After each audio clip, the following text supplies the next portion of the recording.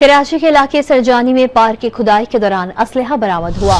Police के मुताबिक Sarjani sector L1 में यूनियन काउंसिल की इंतजामिया पार्क में वॉकिंग ट्रैक बनाने के लिए खुदाई कर रही थी कि वहां से असलहा बरामद हुआ। बरामद असलहे में 5 SMG, 1 LMG मैगजीन और बड़ी तादाद में गोलियां शामिल हैं। पुलिस का कहना है कि असलहा 20 से 25 साल पुराना मालूम होता है।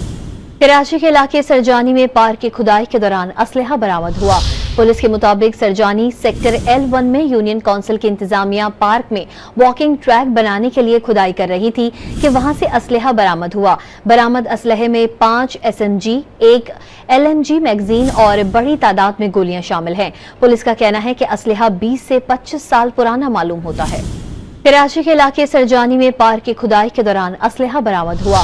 पुलिस के मुताबिक सरजानी सेक्टर L1 में यूनियन काउंसिल की इंतजामिया पार्क में वॉकिंग ट्रैक बनाने के लिए खुदाई कर रही थी कि वहां से असलहा बरामद हुआ। बरामद असलहे में 5 SMG, 1 LMG मैगजीन और बड़ी तादाद में गोलियां शामिल हैं। पुलिस का कहना है कि असलहा 20 से 25 साल पुराना मालूम होता है।